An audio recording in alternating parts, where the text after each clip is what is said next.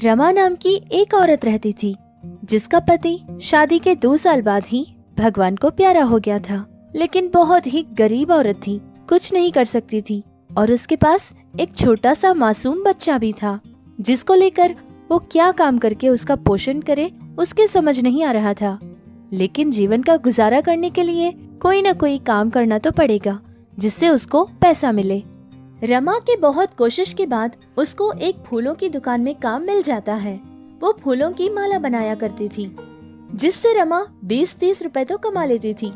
ऐसे ही कुछ दिन गुजर गए थे, फिर वो एक दिन में 150 रुपये तक कमाने लग गई थी। इस तरह रमा उन्हीं पैसों में खुद का और अपने छोटे से बच्चे का ख्याल रखा करती थी। रमा ने अपने बेटे का नाम कमल रखा था। कमल हर वक्त अपनी माँ के साथ ही रहता था। रमा के पास पैसा ज्यादा नहीं रहता था जिससे उसने कमल को किसी स्कूल में भी नहीं डाला था।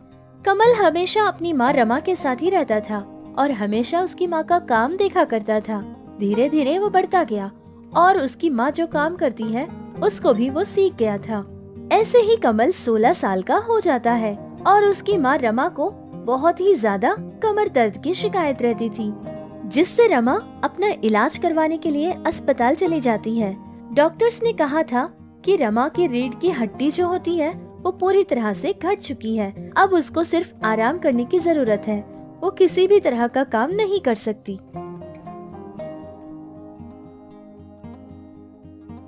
माँ, तुम बिल्कुल चिंता मत करो माँ, मैं हूँ ना तुम्हारे साथ, सब कुछ मैं संभाल लूंगा। अरे तू अभी बहुत छोटा है मेरा बच्चा, लेकिन अभी से तुझे इतने काम करने पड़ रहे हैं।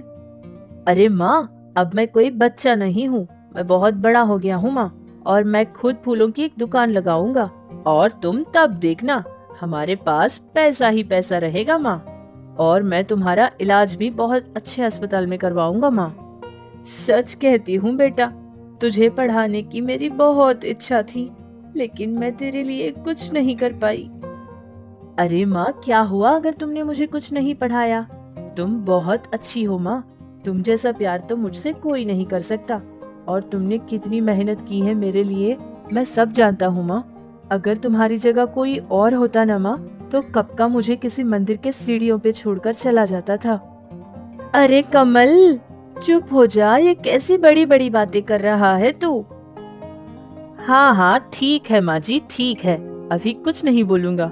आप जल्दी से उठो और अपना खाना खा लो, मैंने आपके लिए दाल और चावल बनाया है।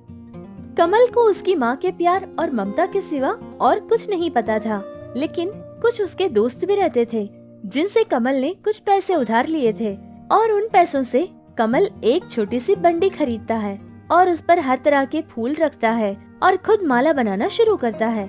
कमल को फूलों की माला बनाना बहुत अच्छी तरह से पता था और फूलों के हार भी बनाकर बेचा करता था। खुद ही बाजार जाकर तरह तरह के खूबसूरत फूल लेता था और उनके बीच पत्तों का भी इस्तेमाल करके बहुत ही सुंदर तरीके से माला और फूलों के हार भी बनाया करता था। सारे लोगों को कमल का काम बहुत अच्छा लगता था। औरतें और लड़कियां तो आकर उसी से फूल खरीदा करती थी। अरे दीदी, आप बोलिए ना, कौन सी फूलों की माला चाहिए आपको? सारे फूल बहुत ही ताजे हैं दीदी, अभी अभी माला बनाया है मैंने। हाँ कमल, वो घर में पूजा है ना, तो सारे मेहमान भी आने वाले हैं। तुम ना एक काम करो, हर तरह की फूलों की माला ना 20-20 दे देना, ठीक है? और हाँ, वो जो भगवान के लिए तुम स्पेशल हार बनाते हो ना, वो हार भी ना 4 बना देना, समझ रहे हो ना? और हाँ कमल, थोड़ा ज्यादा सुंदर बनाना। ठीक है दीदी, आपका काम हो जाएगा, आप घर चली जाइए, 1 घंटे में मैं सारे फूल लाकर दे दूंगा। कमल के फूल बेचने वाला काम एक छोटी सी बंडी से शुरू होकर एक दुकान तक पहुंच गया था। उसने एक छोटी सी दुकान भी बना ली थी और उसमें तरह तरह के फूलों की माला और हार बनाकर बेचा करता था। कमल के बनाए फूलों के हार सारे लोगों को बहुत पसंद आते थे।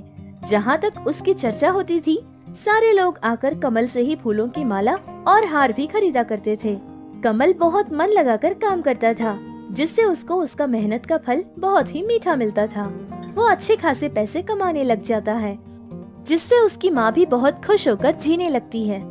धीरे धीरे वक्त बढ़ता गया और कमल शादी के लायक हो जाता है। फिर कमल की माँ उसके लिए एक अच्छी सी लड़की को ढूंढकर कमल की शादी करवा देती है। ऐसे ही 1 साल गुजर जाता है। फिर कमल को ये लगने लगा कि उसका काम अभी उतना ठीक नहीं चल रहा है जितना कि पहले चलता था। कमल सोचने लगा कि दुनिया बहुत बदल रही है, सारी चीजों के दाम बहुत बढ़ रहे हैं और वो बहुत कम पैसा कमा रहा है, जिससे अगर उसको कोई बड़ा खर्चा आ जाएगा तो वो खुद को नहीं संभाल पाएगा। अगर ऐसा ही काम करता रहेगा तो उसका फायदा तो दूर, बहुत ज्यादा उसका नुकसान हो जाएगा। और कमल को ये बात भी समझ आ गई थी कि जैसे पहले लोग बहुत ही खुशी खुशी फूल खरीदा करते थे, अब वो लोग ऐसा नहीं करते हैं, क्योंकि इस जमाने में तो बालों में या अपनी चोटी में फूल लगाने वाले बहुत कम हो चुके हैं। और अगर फूल खरीदते भी हैं तो सिर्फ पूजाओं के लिए या शादी ब्याह के काम पे खरीदते हैं। और आजकल के लोग तो और भी बहुत ज्यादा आगे निकल गए हैं, क्योंकि नकली फूल और प्लास्टिक की मालाओं से अपना काम चला रहे हैं। यही सब कुछ सोच सोचकर कमल थोड़ा सा परेशान हो गया था कि अगर वो ऐसे ही इसी काम में लगा रहेगा तो उसके परिवार का क्या होगा। देखो रम्या, मैं अभी ये फूलों का काम करना नहीं चाहता हूँ। मैं इस काम को छोड़ना चाहता हूँ। अरे ये आप क्या कह रहे हैं? आप जैसी फूलों की माला या फिर हार तो इस पूरे गांव में कोई नहीं बनाता। सच कहूँ तो आपके बनाए फूलों की माला और सुंदर सुंदर हार को देखकर ही तो मैंने आपसे शादी की थी, और अभी आप वो काम ही छोड़ दोगे तो क्या करोगे? क्योंकि आपको तो दूसरा कोई काम करना आता भी तो नहीं है ना। अरे ये तुम क्या कह रही हो पगली? इसका मतलब तुम्हें मुझसे नहीं, मेरे बनाए फूलों के हार और माला से प्यार है? वैसे यही काम मैं करता रहूंगा तो कल को जब हमारे बच्चे होंगे तो उनको तो यही लगेगा ना कि मैं उनके लिए कुछ नहीं कर सकूंगा। अरे लेकिन ऐसा क्यों होगा? ऐसा क्यों होगा का क्या मतलब? तुम नहीं देखती हो क्या कि आजकल की औरतें कैसे अपने बाल को खोल कर घूमती हैं इधर उधर? आजकल चोटी बनाने वाली औरत को देखा है कहीं जो कि फूल खरीदेंगे? सिर्फ शादी ब्याह के टाइम पर ही फूल बिकते हैं, बाकी टाइम में तो कोई नहीं खरीदता। हाँ, ये भी सच्ची बात है। लेकिन फूलों की मालाओं में आप तरह तरह की माला बनाते हो ना, बिल्कुल उसी तरह उन्हीं फूलों से कुछ अलग सा, कुछ नया सा, मेरा मतलब है कि कुछ वैरायटी से कुछ बनाओगे तो लोग बहुत ही पसंद करके खरीदेंगे ना। तो कुछ अलग वैरायटी का क्यों नहीं? क्या फूलों से वैरायटी बनाऊं? कमल की पत्नी ने जो कहा था उसी के बारे में कमल सोचने लगा। बहुत सोचने के बाद उसको एक बहुत अच्छा आइडिया मिल गया था।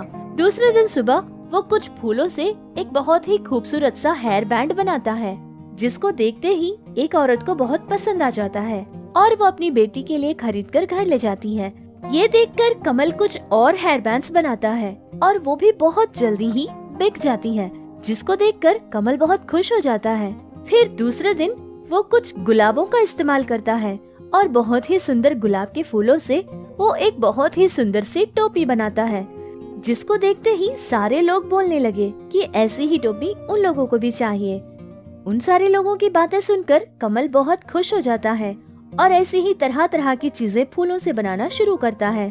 उसका काम बहुत अच्छा चलने लगा। बहुत ज्यादा चर्चा होने लगी कि कमल जैसा कोई नहीं है। ऐसे ही लोग शादी ब्याह पर और जन्मदिन पर भी उसको ऑर्डर्स देकर ऐसे ही तरह तरह की चीजें बनाया करते थे। कमल का काम बहुत अच्छा चलने लगा। धीरे धीरे उसका काम भी बहुत अच्छा बढ़ने लगा। कमल ने फ्लावर्स बुकेस का बिजनेस भी शुरू किया था, जिसमें भी उसको बहुत अच्छी सफलता मिली थी, जिससे बहुत कम समय में ही उसने शहर में अपने बहुत सारे ब्रांचेस लगा लिए थे। कमल विदेशों से भी फूल मंगाया करता था। बड़े बड़े होटल्स में भी टेबल डेकोरेशन के लिए कमल को ही सारे लोग बुलाया करते थे। ऐसे ही उसका काम बहुत बढ़ गया था और वो बहुत तरक्की करने लगा। देखते ही देखते उसका काम हजारों से लाखों कमाने तक पहुंच गया था। कमल वैसे तो पढ़ा लिखा बिल्कुल नहीं था, लेकिन फिर भी उसके अंदर जो प्रतिभा छुपी थी उसको उसने बाहर निकाला था। आज भी हम बहुत सारे ऐसे लोगों को देखते हैं जो ये कहते हैं कि उन्होंने कुछ पढ़ाई नहीं की है, और या फिर ये कहते हैं कि उनको काम करने का कोई मौका नहीं मिलता, लेकिन ये भूल जाते हैं कि हर आदमी के अंदर कोई न कोई बहुत ही प्यारी सी प्रतिभा छुपी होती है, जिसको हमें खुद पहचानना होता है। तो हम भी बस यही चाहते हैं कि आपके अंदर जो प्रतिभा छुपी है उसको आप पहचानें और उसको बाहर निकालें, फिर उसका इस्तेमाल करें, जिससे हर कामयाबी आपके कदम चूमे।